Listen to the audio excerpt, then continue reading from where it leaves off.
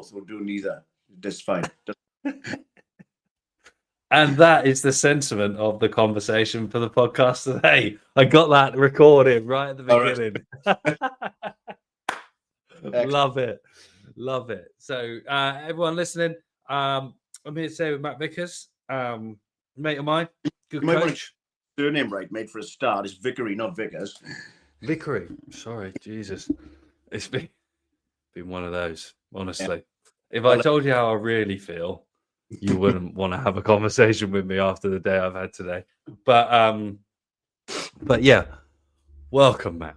Cheers, and hopefully I won't make any more faux pas for the rest of the episode. But today we're just going to chop up some meaningful conversation. First of all, I think the best place to start actually is the reasons why we both hate S&C podcasts. I think it's a good place to start. Yeah, you go first. Well, I don't know when you started the recording, but I stopped listening to S&C podcasts probably about just before lockdown, because it doesn't matter who the guest is, the chat is pretty much always the same. Mm-hmm. What are plyometrics? Box jumps, plyometrics? No. Trap bar jumps, Olympic weightlifting, which is better? Neither. Both. Doesn't matter. It's all general adaptation. It's just general stimulus. Do whichever you find most fun. I work with a lot of sort of beat up, sort of over 30s rugby lads. Their shoulders are fucked. Their wrists are knackered. They can't rack a bar. So I give them a trap bar. If I work with a younger lad and he likes ollie lifting, we'll do ollie lifting. That's fine too. I've got absolutely no bias when it comes to stuff that doesn't matter that much. Yeah. The only bias I have is to speed, plyometrics, and strength to a certain level. And then the stuff is like, well, you can do it. You don't have to. You can. I mean, I just really don't like the middle ground. The amount of importance people put on the middle ground, which you can use if you want to, but you don't really need to be an athlete. You know what I mean? Yeah, without a doubt. And I think that's I think that's what I struggle with, especially going through writing my book. I've got a lot to hate about writing that book. It opened up some fucking doors that can't be shut now, if you know what I mean, because you go through the process of that, and it's how much of the middle ground shit do you just get rid of that's not needed? And how do you create the roadmap? Because we both know creating athletes that can perform in the gym is really, really easy. And lots of well-known, popular strength and conditioning coaches hide behind that. Yeah, man. I mean, I've been doing this now for nearly 30 years, right? And for the context of anybody under 30, S&C wasn't a thing 30 years ago. Yeah. It wasn't a thing. A rugby team would have a fitness coach and they do some weights, which would be like bench press and squats. But it'd be like so because I had a history in track and field, I go into gyms and like put benches in a row and do jumps over them, and people would come over me like I'm smoking crack. Like, you high? What are you doing? I'm good. And they're like, what's that? And then what I found really early was, as a personal trainer, though, my USP was I'm the guy who does all the jumpy stuff in the gym, because plyometrics done well. I'm not saying I do it well or did it well, but plyometrics done well is one of the most beautiful things you'll see. Yeah. Fantastic. Absolutely. Fantastic. So, when I started bringing that into the general population space, when I moved from Wales to London, it was like, oh, fuck, this is kind of cool. Because people, like, being big means you are strong, pretty much. There's not many guys who are weak. But get a big guy to jump and sprint, people actually take notice. And I went from having I moved from South Wales to West London. I had 0 clients, and I went from having 0 clients to 10 a day in about a year of being in the gym. And it was all based on that. Oh my God, I can do these jumps. This is way more fun than doing 3 sets of 10 bench press and bicep curls. Yeah. I think that's just such an important point, and that's why I wanted to get you on because of some of our private discourse, because I think with the advent, and I'm a bit of an old man at heart, like I'm only 37, and I am a bit of an old man because I'm well read, but I like my slippers as well. Do you know what I mean? And I understand like the history. So there's that rule that in 3 generations time we forget everything we knew before, and we're kind of there now because we're coming into like the 4th, 5th generations of S&C coaches from starting the Soviets, and so now you've got all these coaches trying to sell the secret potion of breaking down general practice into courses and programs to try and get a mint off of a kid that doesn't really know what they're doing. Mate, 100%. And do you remember Paul Chek? Yeah. Ripped, right? Bald, drugged up to the gills. Crazy. He was crazy, motherfucker. I was in a gym in training, and I was working in there as well. That's the gym I was mentioning. And he came, right?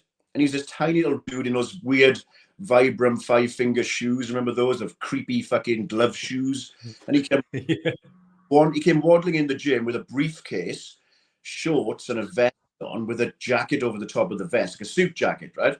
Yeah. Who the fuck's this whack job? And we had to sign in because he wasn't a member. He's like, Paul, oh, your name's really familiar to me. And he said, oh, I do. And he says, in his odd voice, do you read exercise literature? And yeah, I do. Yeah.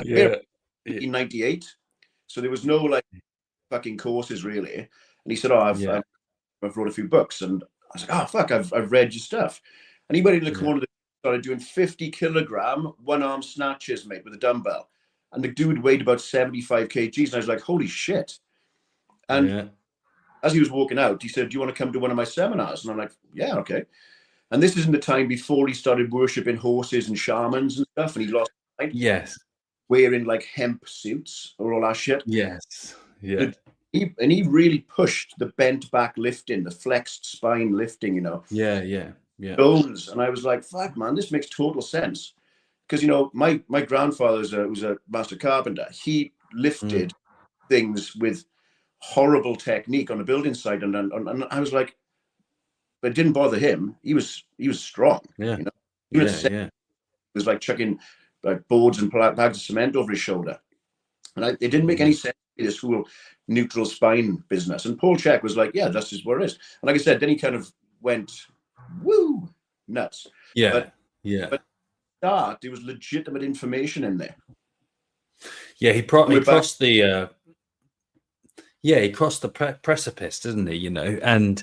And that's, I remember, what did I get? I got my PT in like 2008, 2009, and that was kind of what Facebook sort of had just started, but it was all YouTube and blogs before that. And you had the Chek Institute, you had Pavel, you had, who else did you have? What's his name? He's dead now. Poliquin. Yeah, Charles Poliquin. Well, I was at the seminar with Chek, and he said, "Yeah, got a bias towards strength training." And at the time, I was like, "Yeah, maybe, yeah, sort of, I guess." He said, "You need to meet this guy who's come into." And he was at the Earl's Court Exhibition Centre, which is now destroyed. He said, "You should come here in a few months because this guy called Charles Poliquin is coming here." And I'm like, "Okay, whatever." He said, "You should meet him. He's coached Olympians." So again, I went along to that seminar, and I was blown away actually with Poliquin at the time, because it was like, I've got this like weird natural sort of overconfidence in my ability. So I like full fat on my face all the time still. But I went to that seminar, and I was like walking into through the doors thinking, I've heard a lot about this guy now. I've researched him, and again, it's kind of before the internet. It was like 2002. But I was like, I've heard of this guy. He's going to probably want to hire me as a coach. And how do I tell my clients that I can't train them anymore? Because I'm working for this Olympic strength coach. And I sit down like, oh my God, I am going to Scooby-Doo what's going on here. But again, he went mad as well. So because when they turn into gurus, they completely lose the plot. And then he started doing earlobe manipulations, and your humerus to an extra 120 degrees of flexion, and he went mad as well. Yeah, they go. He was super smart. Like really, like I guess with a lot of those patterns, and with those two, it's when people explore something to such a degree that it stops becoming an academic pursuit, doesn't it? It then starts becoming like spiritual and a different level of investigation. And so notably, like all of them end up going back towards like Chinese medicine, don't they? Yep. Straight and into the needling, and that is doesn't. I mean, for me, I mean, placebo is the greatest drug in the world, and best anybody who wants to go and get the acupuncture and they feel better for it. But I've multiple injuries through rugby and martial arts and whatever it is, and I used to go to an osteopath like frequently to get my neck clicked, cracked. And then I realized that actually this was a little bullshit. I need to educate myself and fix myself, which is what I do. And that's the thing. I mean, I had acupuncture for like 6 months, and the club I was working with, they'd pay for the acupuncture, and this dude would just rock up, bunch of needles, chuck them in me. He said, "You feel better?" I'm like, yeah, cool. Yeah. Like I said, some people get a lot of benefit from it, and that's brilliant. If it makes you feel better, play on. But for me, and a lot of these things are. Yeah, and I think I do think it's really interesting because you have the kind of real binary way of looking at things, and then you have the sort of esoteric way of trying to understand things, and that's where we have to put binary structures around these things to try and make sense of them, but they don't make sense. That's why they just are, and like I'm a massive fan of like stretching and yoga and meditation and all those sorts of things. And and I think with a lot of those things, definitely like if you're getting multiple manipulations and just getting jabbed up every week, then it's just symptom treating, isn't it? You need to fix our bodies, as it were. But it's like I always think of it as like comedy. No one can actually describe what humor is, but it's funny. Yeah. So it's like if something like that works, it just works for you in your own place, in your own time. And I think, with like RPR for some, like I got the Douglas Hill stuff back in the day, and it was just like, well, yeah, it kind of makes sense, but that would just happen anyway. That kind of, is proprioception. It's, neuromuscular feedback. And I was on the couch with someone not that long ago getting stretched out. And he was like, "Oh, you feel that in there?" And he was like, an insertion. He was like, "Well, if we can, fuck it, we'll stretch this out. And guess what? It'll be sore the other side. It'll move to the other side." And he just held me in a Thomas stretch for 2 minutes. And then it was sore the other side. Of course, it was fucking sore because you've just been compressing my hip for 2 minutes. But it's solid. Of course, manipulate structure. Yeah. Because the tissue will be manipulated. I mean, that's the fundamental problem with any modality, is that I know when Kelly Starrett came out with his Supple Leopard book, I bought that. I actually thought it was brilliant. I got a lot of, and actually that kind of sided with me dumping the chiros and the osteos and in favor of fixing myself. And I joined this gym in Wimbledon, and it was a performance gym. And I went in, I was like 95 kilograms, right? And I'd broken 2 ribs, I'd ruptured a bicep, I'd torn a hamstring, and I was battered. I was in a right state, And I joined the gym. I just did all the Kelly Starrett stuff, the kettlebell smashing into into the abs, you know, the psoas stretch, which is not really a psoas stretch, and the whole dislocation stuff with bands. I really bought into that. I'm like, I buy in 100%, and I've got ADHD. I buy in 100%, and then after a while, that's gone. Next, something else. Yeah. You know, but I bought into and it really helped me. But the guys at the gym were like, mate, your warm-ups are like 40 minutes and your training is 10 minutes. I said, like, that's all I do right now. And I went from 93, I think about 93 kilograms actually, to 110 in about 3 months. Because I started lifting again. I started eating again. And at the time I was powerlifting, and I just, and they all thought I was on juice because, you know, I just went massive very quickly. Yeah.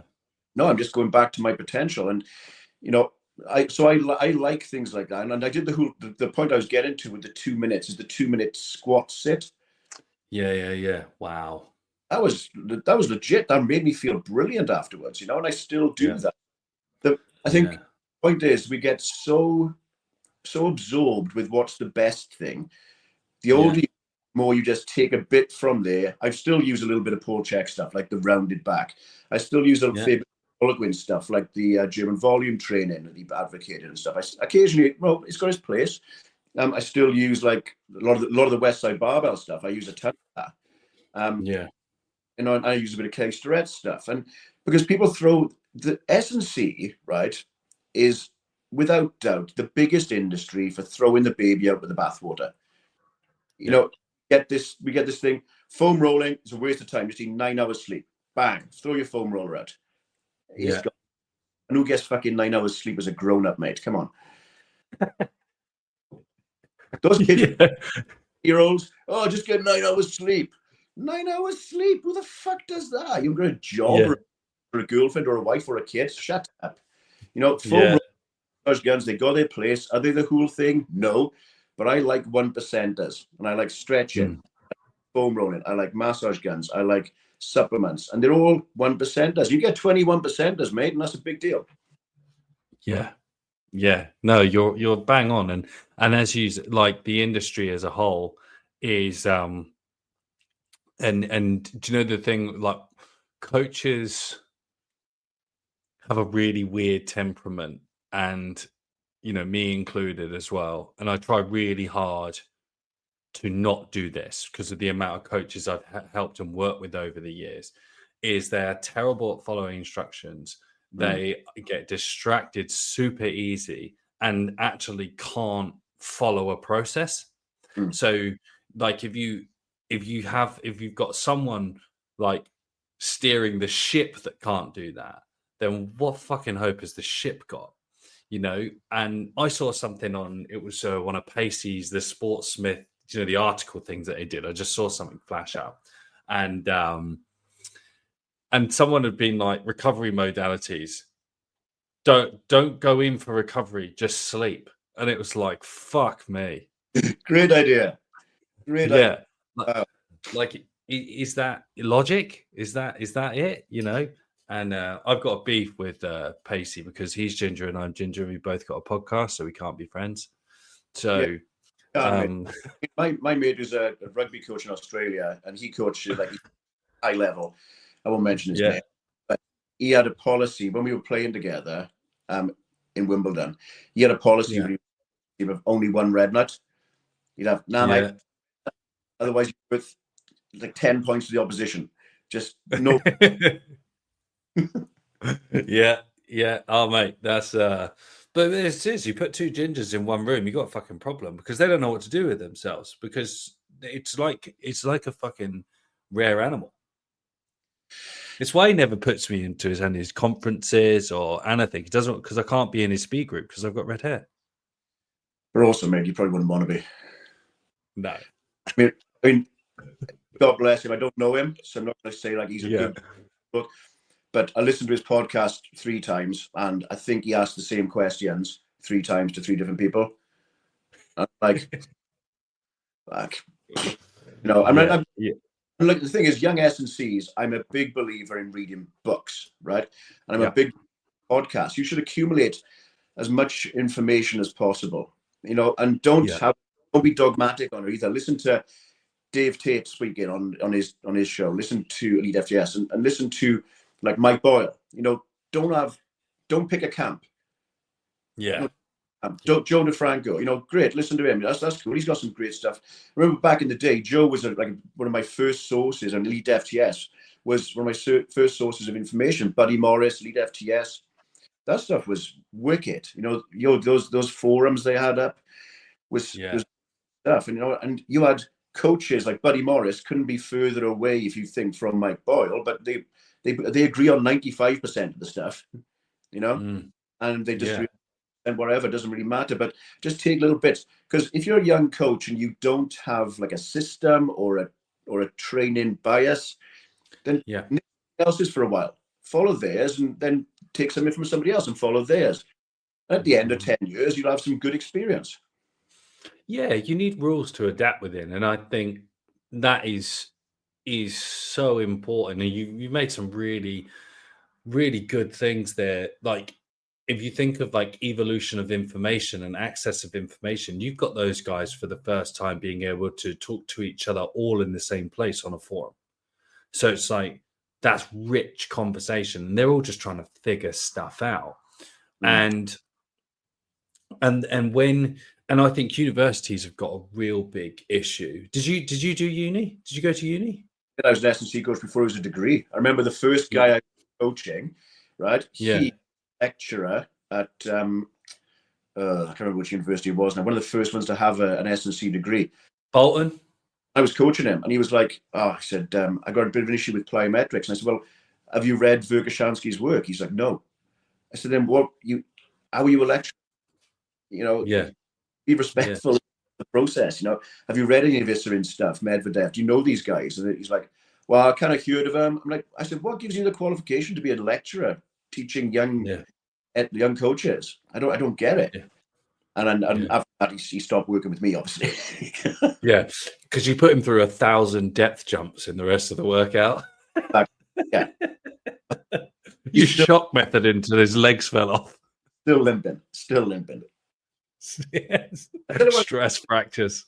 Really made me laugh. I don't go to commercial gyms very often, but I went to an easy gym in Wandsworth. And there was this young S&C coach there, and he was giving this mum, she was probably about 45, giving her depth jumps. And he was like, but he was going off for like a probably maybe a 30 centimeter box. Don't jump off, step off. He's going through all the correct coaching cues, react to the ground, hot floor, stiff ankles, blah, blah, blah, blah, blah. But she was just some fat mum. You do it. Why? What makes you think it's a good idea? He said, now remember, we got to wait 3 minutes between sets, because then your body can, again, all legitimate stuff if you've got a legitimate on you. But, Sheila from accounts just wanted to do some fucking treadmill probably, and maybe some squats. But the real flex, this lad was really flexing on it. He was like saying it loud for everybody to hear that he knew.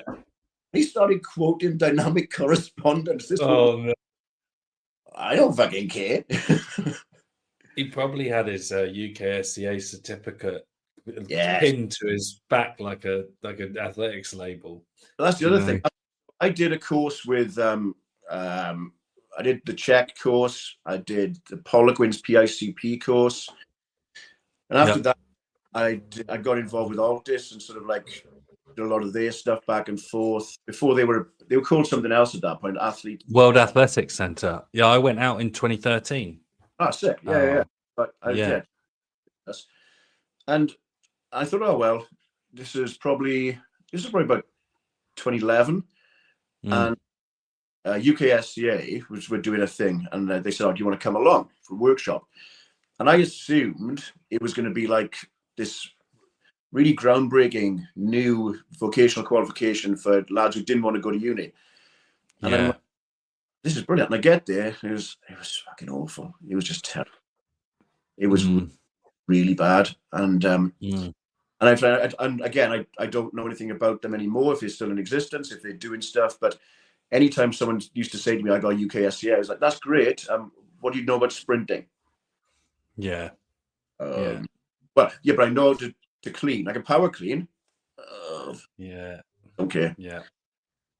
Yeah. No, I'm in complete agreement with you. Like, and this is where like the education side of things for our industry is so it's done so poorly that it's quite scary. Like, I'm dyslexic. I went, I had read I had a copy of Special Strength before I went to uni. And so it was just all about my own, I was digging out those forums and, Yeah. all those sorts of things, like very self-directed learning for my own training, really.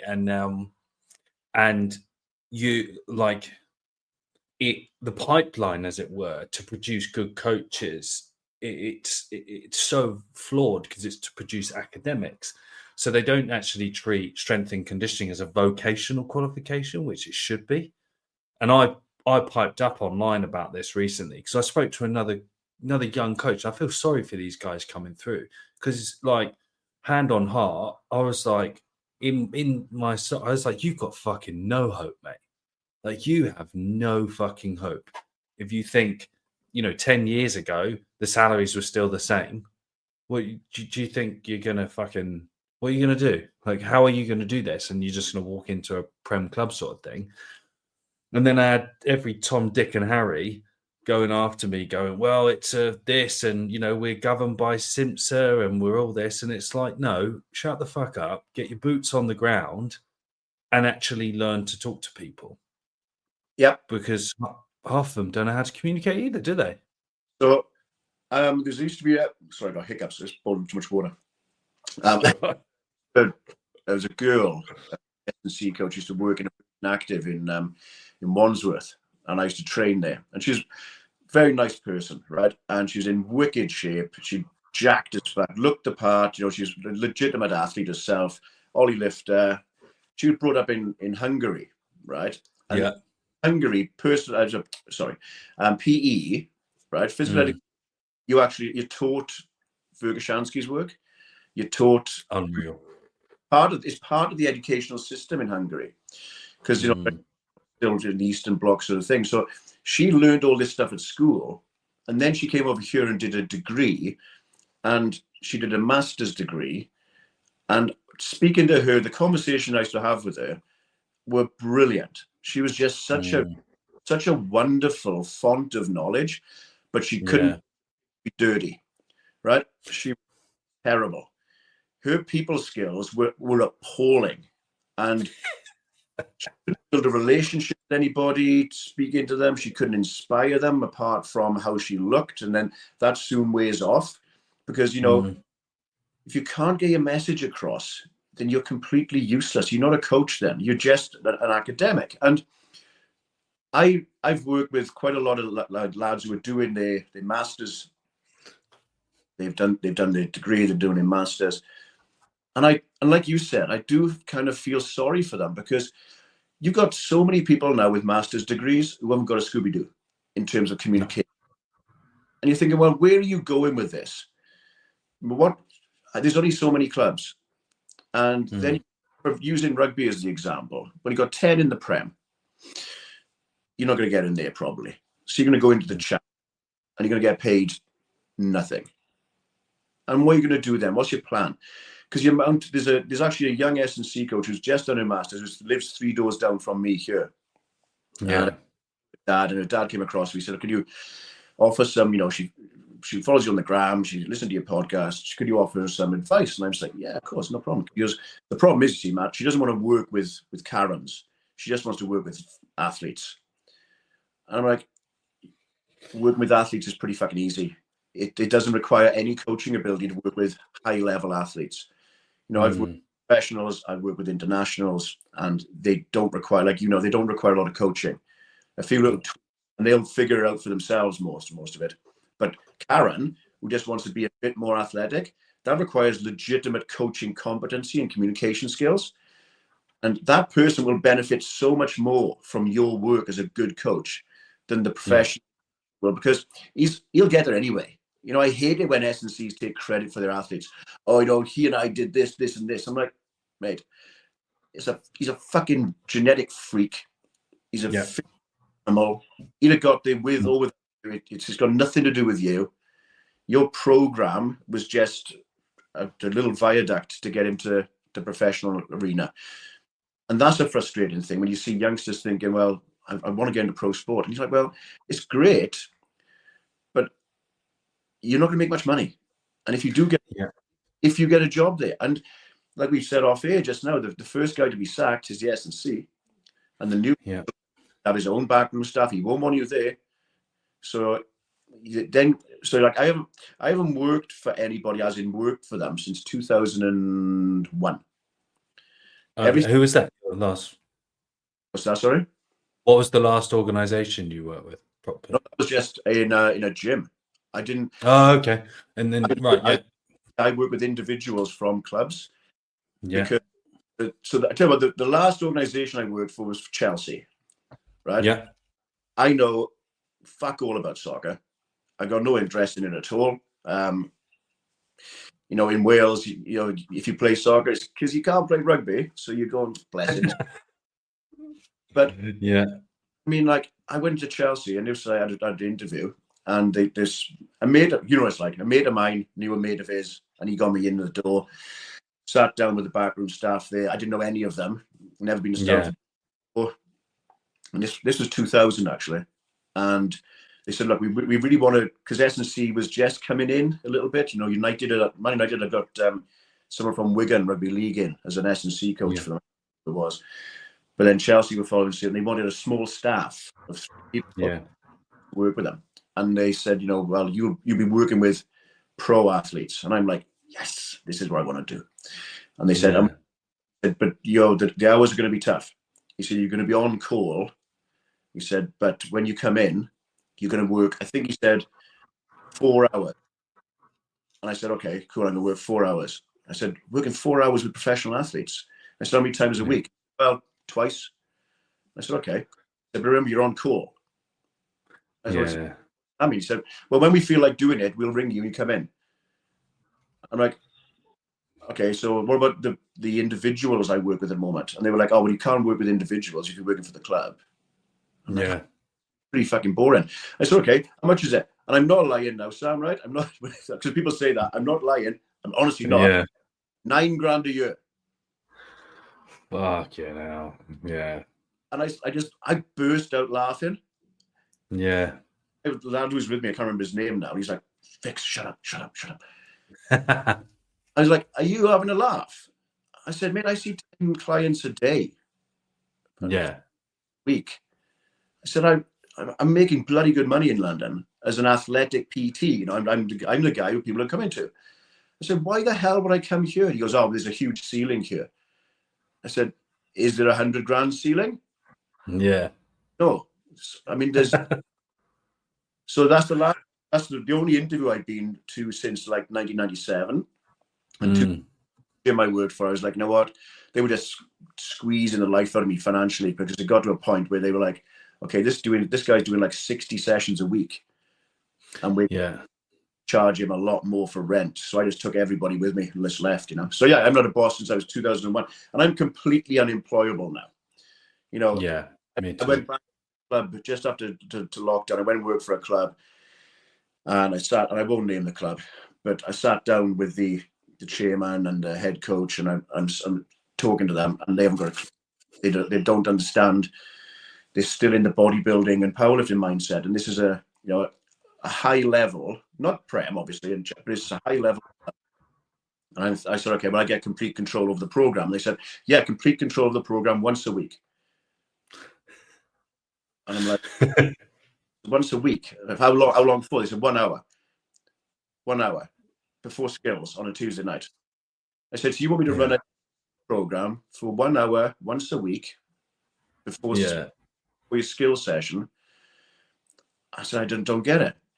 And I started working with the lads. But I thought, you know what? I want a new challenge. I'm a bit bored. And so I just did it. And it wasn't for the money. It was just thought I might want to get back into team. So, I enjoy the banter is, you can't replicate that. Yeah. I did a pre-season with them, and it got to the first match of the season, and 3 guys went down with hamstrings and calf strains. And I'd been pushing that as an agenda for the pre-season. And the coach turned to me, he said, you said you're going to bulletproof these lads for ankle and calf and hamstring strains. I said, no, I didn't. I said, your lads are weak as piss. I said, they need a ton of work. I said, but 1 hour a week. I said, do you honestly think 1 hour per week is going to prepare them for the physical demands of rugby? I said, I've just what's wrong with them. They've got injured. And they were like, oh, yeah, okay. And that was it. I was just like, you know what, I'm off. I'm done. So, yeah. That's mental. And it's not like, I can see that. And even like the financial to work at Chelsea, like so my friend was the head of performance for the ladies up until about pre-lockdown this was, and he had his second kid and his missus threatened to divorce him if he kept doing it because he was driving from Essex to Cobham, and it was mental. And when he left, the HR were like, write down all your roles and responsibilities, and so we know what to advertise for. And they advertised for 3 jobs in his place. And it's just like, but they'll take an arm and a leg when they can, won't they? You know, and that's because you're winning. 100%, mate. But you know, I wouldn't ever go back into team sports now. And like I said, I'm totally unemployable anyway. I can't be told what to do. I'm belligerent with things. You know, if I know it's right, I'm not going to be told it's wrong. Because I don't need to be. You know, because you know everything, and I'm still learning. I still love, like, your book. I bought that book. I love that book. I'm obviously going to plug it because it is a great book. And I said to you when it came out, I said it's the best speed book for field sport athletes I've ever read. And I mean that sincerely. Equally, there's no others. So it could be shit. You know what I mean? That's why I take it. Yeah. Good, because, you know, if you read, I mean, Charlie Francis's work, you know, it's really good to have that knowledge in the locker. The high stuff, brilliant. No, great stuff.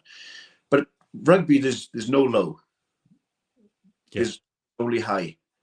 You know, so it's like, well, that doesn't really work. And I'll see a lot of young S&Cs on Instagram going, oh, I like to practice the high-low method that Charlie Francis introduced. They flex on their knowledge, and that's brilliant. But, you know, you're telling me that day 1 is high, day 2 is low, but it's full contact, full goo on Tuesday night.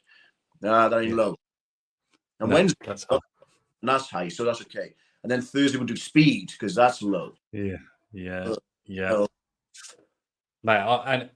that's why kind of actually I took the challenge to write the book, because of those issues, and through my own experience, and also as something that I want to leave it behind. Like, I'll leave it behind, and you know, it will be what it is, and that's where I can sort of, when I want to hang my boots up, as it were, and do something else, actually go make some money for once, then I can leave that behind. But I remember when I got Charlie Francis Key Concepts, and I think you've played sport as well. Like, you're an athlete, right? You get it. But so many coaches within the profession haven't played sport, and they aren't athletes. They're academics. So they don't know what it's like to be hit in the face. And they don't know what it's like to play 6 games of rugby in 6 weeks. And they don't know, like, a pre-Christmas run-in is disgusting on the body. Yeah. Because the weather changes. And so then you're getting forced. Everyone's like, we need to do vertical integration. And it's like, no. Yeah. You fucking what? How are you going to do that? Good luck on that one. I mean, but again, though, remember, you know, there's this, I don't know if you know it, it's a thing called the Book of 5 Rings. Have you heard of that? Or yes. Read that? Right. Yeah.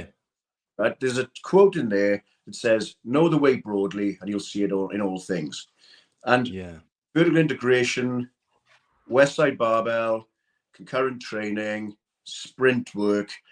If you know the way broadly, you'll see it in all things. So, you know, Simmons chart to calculate the amount of maximal effort work. Well, using sprinting as a maximal effort work. The repetitions are going to be similar, you know? Yeah. When you have that knowledge in the locker, it's okay. Well, how many strides shall I do then? Well, how many strides do you get? You know, 7. Let's do a 7 strides thing. You look at Pribin's chart, and it says somewhere between 6 and 10 or something. You know, it's like, well, that's the gold. Then you understand the entire fucking world, and you're a legend. You know what I mean? Yes. Yeah. If you don't understand it, and don't get me wrong, I mean, people look at Westside Barbell and they think meatheads, steroids, pitbull, Louis Simmons, maniac. But I guess I did vocational qualifications with anybody, Mike Boyle, Poliquin, Chek, some other people as well. And it wasn't until I was introduced to Louis Simmons's work that I kind of understood how it all works. Yeah. Because I didn't. Well, I'll tell you something. I didn't understand it at all. Like this the dynamic effort method, you know, speed, strength. I was like, oh, fuck, and compensate acceleratory around Dr. Fred Hatfield brought that out, and I'd hear ways explosively to gain more neuromuscular facilitation, all this business, and I'm like, this makes sense, but I don't know how to program it, and I'm a very, very practical / visual learner. I read a lot of books, but I have to read them. Well, first of all, I can't read one book. I have to read like 3 because again, because I've got fucking all sorts of attention problems. So I read a novel. I'll read like your book, for example, and I'll have like Joel Smith's speed book. But I just sort of deep delve into speed. Yeah. Reading like a fucking historical novel as well, because I can't focus on one thing for a length of time. But you know, I just didn't get it. I'm reading the text. I got sent via fax from an American mate of mine. He sent me the Westside Barbell methods, but before Louis had printed it as a book, so I've still got it. It's just fax pieces of paper, one side faxed over, circa 2003, maybe 2002, and print it off at the local one stop. I bet. Yeah, right. This lad, because he went to Westside and then he came. Yeah. Said, this was, you know, it's sick. It's amazing. And I'm like, I just don't get it. He said, ring him. And I was like, and say what? He said, just say you're interested. He said, he's a maniac. He'll definitely speak to you. I was like, definitely will. Okay, fuck it. So I rang directory inquiries. I got the number of Westside Barbell gym. I rang the number, and his missus answered the phone because it wasn't his. It wasn't his gym. Right? God, his house. And I'm like, oh, this is awkward now. And I said, oh, can I speak to Mr. Simmons, please? And she said, oh, he's not in. And I thought, oh yeah, of course. And I said, okay, well, look, I said, I'm just ringing to ask him a few questions about his book. I said, under his systems, but I said, I'll pay for his time. If he's she goes, oh, you'll be home at 7. I was like, okay. So I rang up. Hello. I was like, oh, is that Mr. Simmons? He goes, who's this? I said, oh, my name is Matt. I said, I'm a coach. I said, I'm really interested. I just read your book of methods. He goes, how the fuck do you get that? And I was like, oh, because a friend of mine, he printed some sheets that you gave to somebody else. And I said, and he gave it and showed it to me. He goes, what don't you understand? And I said, well, he goes, well, come on over. Because I told him I was ringing from London. Yeah. I went, well, I can't come on over. I'm in London. He goes, well, that's not fucking far away. And of course, I didn't know there was a London in Ohio, which is yeah. And I was like, it's quite a long flight, Mr. Simmons. And he said, are you in London, England? I said, yeah. He goes, am I paying for this fucking call? Anyway, so I've got my notepad. I'm just like fucking writing down shit. And he's just banging on. We had a 20-minute conversation, mate. And I said, no, obviously I'll send you money for that. He goes, no, not necessary. Bye. And just put the phone down. Wow. Like, that's awesome. And the thing is, right, he had a load of VHS videos. Yeah. And because we had this conversation about him, he went and shipped them in from the States, and they're available on YouTube now. Actually, they're just there for free, but we had to pay for them, and it was just brilliant, man. It was so interesting. But what he made me understand was that it's only got a little bit to do with powerlifting. Yes. It's got performance and speed, strength, and strength, speed, and explosive power, and you can use them for any sport. And I'm not saying people should definitely always use that system for their sport, but you can take the bits out of it from the Russian he got them from. Yeah. And I think it's awesome because, you know, why wouldn't you, if we know and readily accept that like maximal strength is a general requirement for most field sports, right? Well, why wouldn't you just want to get there as quick as possible? And it's like, and then you kind of get missold. Well, this is how you beat a plateau. No, for field sports, you don't beat a plateau until the next year. You've reached your maximal training or potential within that window. You know, shut the fuck up and specialize. Get on with the next piece. Yeah. But as we go up, you know, people get scared because they've not read the fucking books. But that's the other thing as well. You know, I got a ton of books behind me, which I'll go back and forth. You know, Super Training is a horrible read, but you know, if you can just highlight back and dip in and dip out. And I'm one of those few wankers who's read Super Training front to back, and I've done it again because I didn't understand it the first time, and I've just highlighted the bits then. And then you read it like a textbook is supposed to be read, and it's like, okay, this is the matter I'm interested in. I'm going to read that, highlight that, and da-da-da. But you know, when you've got that knowledge from the original texts, Louis was just using it for powerlifting. You know, this is you know, Fergashansky wasn't working with powerlifters; he was working with Olympic athletes. You know, and the data that they got together, and Poliquin, the data he got together was all from Ollie lifters. It wasn't from powerlifters. It wasn't from anything else, but it transfers over. But I had this lad. A mate of mine owns a gym in Wales, massive gym. And I was down there for the weekend with my boy. This guy comes across and he said, "Oh, you know, Vix, could you have a word with my boy? He wants to get into the Dragons Academy and need to work on it." And I said, "Okay, well, where is he?" He said, "Oh, he's over there." I said, "What's his problem?" He goes, "He's just not strong enough. Just not strong enough." And I was like, "Okay, how old is he?" And he said, he's 16. I said, "Okay, cool." I was expecting to see this like stick thin, you know, emaciated, flyweight boxer.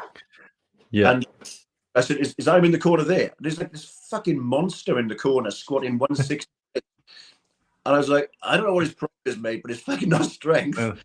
Yeah. If we can just get him to 200 for 8, he said, that's the goal. But why? He said, because that's what the Dragons Academy guy said. You know, he's got to get stronger. I said, but can he catch? Can he pass? Yeah.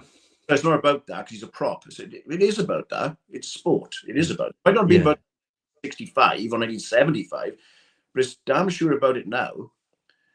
Yeah. And I think those are a lot of those that I have it with a lot of the speed stuff is people always ask me like to help them with their speed, but give me a tactical reason why they're slow. And it's like, well, maybe it's not your speed. Maybe you're just shit.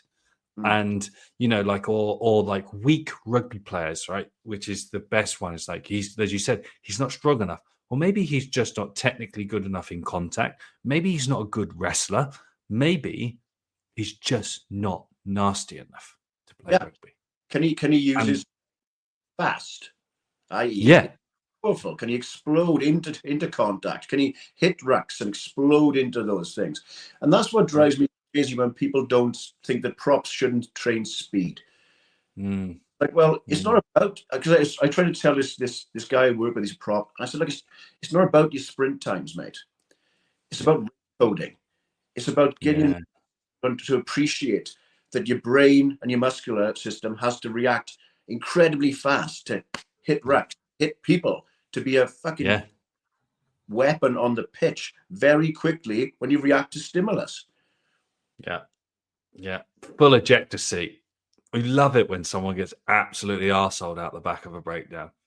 It's so good. Of course it It's is. so good. And that's a great part of the game. yeah, and I guess that's what matters. I'm really conscious on time. I know you got to do the school run. So that, mate, honestly, that was so good. We'll have to get a round 2 in the pipeline because that was fun. I think I want to do a round table with a couple of other coaches. I think that'll be good. Yeah. Because these conversations are so much fun. And from older heads as well. People have been around the block. Like, I don't care about your Premier League fucking dashboard. You can shove it up your ass. Really don't. Yeah. No, I mean, I really don't. I won't say anymore. Yeah, that's it. So for those people who don't follow you on the gram, what's your handle? How do people see your training, Juice? Jump throw lift is my Instagram. I don't have any other social media.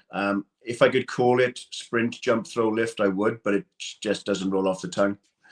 No, jump throw lift's good. Yeah. Yes. Well, thanks for having me. Love it. No, thank you, man. I appreciate it. And everyone who's listening, send this to someone who needs a reality check. Send it to someone aspiring. Send it to some person who just needs, I don't know, a bit of sense of humor on the way to work. But for now, stay tuned for the next episode of the Sam Portland podcast. And I don't have a fucking clue who's on because I've not asked them yet.